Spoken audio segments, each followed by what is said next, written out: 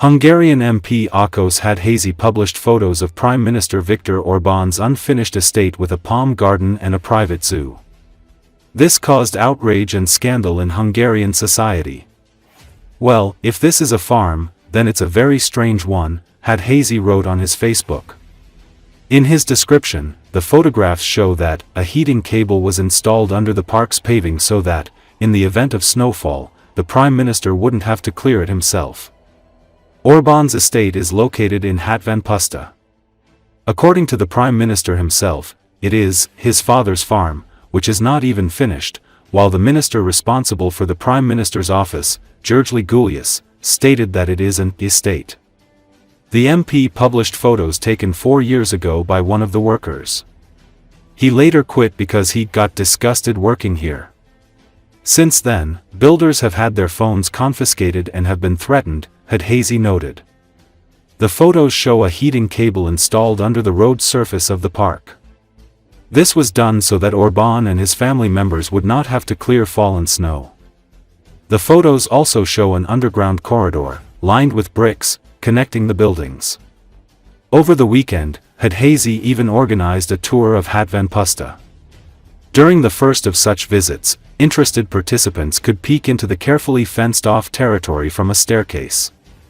Several thousand people joined the tour, all eager to see for themselves whether the independent MP was right, whether this was indeed an unfinished farm belonging to Orbán's father or rather a Baroque-style chateau for Orbán's son, complete with a library, promenade, chapel, palm garden, solar power plant, fountains, an underground garage, a pond, and a private zoo.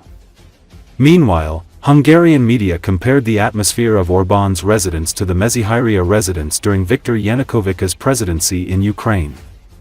It is reported that one woman encouraged her 5-year-old son to bypass at least a 2-kilometer line of cars, saying, "Let's go see the zebras." According to Hungarian media, there were so many exotic animals, zebras, buffaloes, and antelopes, on Orbán's estate that it was difficult to drive them away. In addition, it is reported that builders, on Orbán's orders, demolished classical architectural monuments in order to build the Prime Minister's residence in their place. Peter Magyar, leader of the opposition party TISA and Orbán's main rival in the upcoming elections, has already promised that if he comes into power, the State Audit Office will launch an investigation into the assets of all former government members, officials, and their close relatives from the past 20 years. He asserted that the investigation will also cover Viktor Orbán's estate in Hatvanpuszta. The National Asset Recovery and Protection Office will be able to request all information from permitting authorities and the Heritage Protection Office, as well as interview investors and workers employed at Viktor Orbán's construction site, Magyar said.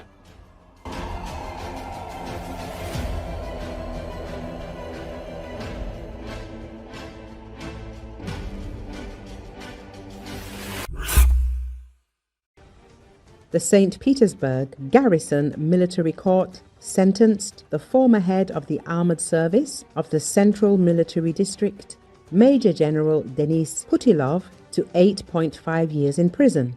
He was found guilty of accepting a bribe on an especially large scale while fulfilling a state defense order. Part 6, Article 290 of the Criminal Code, the Investigative Committee reports.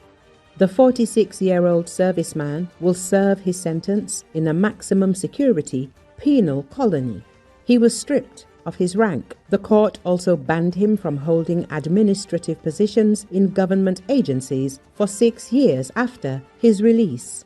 According to the investigation, in 2023 to 2024, the Ministry of Defense concluded a number of contracts worth over 140 million rubles for the repair and maintenance of military equipment with individual entrepreneur Chudinov.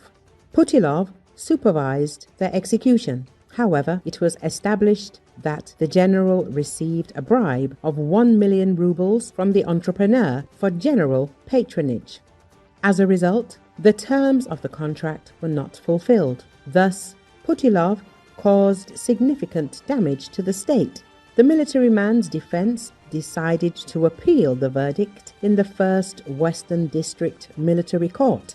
Putilov's arrest became known in September 2024, about 4 months after Russian President Vladimir Putin awarded him the rank of Major General.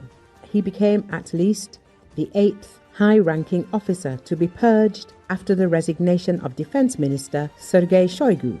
Prior to that, 2 of the latter's former deputies were arrested. Army generals Dmitry Bulgakov, damages of 1.3 billion rubles, and Pavel Popov, embezzlement at construction sites in Patriot Park, as well as the head of the main personnel directorate of the Defense Ministry, Lieutenant General Yuri Kuznetsov, bribe of 80 million rubles. In addition to them, Deputy Commander of the Leningrad Military District for Logistics, Major General Valery Muminzanov, and Deputy Chief of the General Staff, Lieutenant General Vadim Shamarin, who were arrested on charges of accepting bribes. In April 2025, the latter was sentenced to 7 years in prison. Pavel Popov's accomplice, former deputy head of the main directorate for innovative development of the Ministry of Defense, Major General Vladimir Shesterov, was also sentenced to 6 years in prison. In addition, the former commander of the 58th Army, Major General Ivan Popov, was sentenced to 5 years, accused of stealing rolled metal purchased for the construction of fortifications in the direction of Zaporizhia.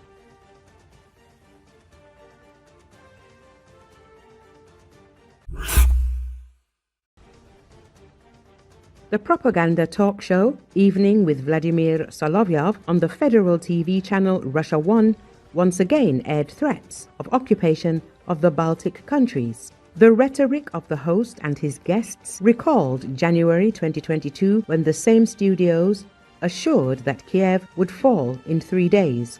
Host Solovyov denied statehood to Lithuania, Latvia and Estonia, calling these 3 countries a geopolitical misunderstanding. The Balts just can't understand that they are basically a geopolitical misunderstanding. NATO won't stand up for them, the Kremlin propagandist declared. He was supported by the program's guest. He won't get involved. Remember the scandal? Kaja Kallas, being the Prime Minister, let it slip that NATO needs 180 days to decide whether to activate the 5th paragraph of the Washington Treaty or not, he said. Solovyov continued to develop the theme. This article of the Washington Treaty does not imply entering the war.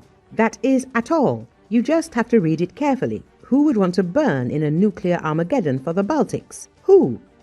That's what I'm talking about, the propagandist stated.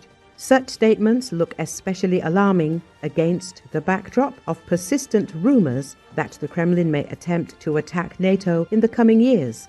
Moscow apparently, through the mouths of Solovyov and other propagandists, is inciting hatred against the Baltic countries. And the rhetoric is exactly the same as that heard about Ukraine before February 2022.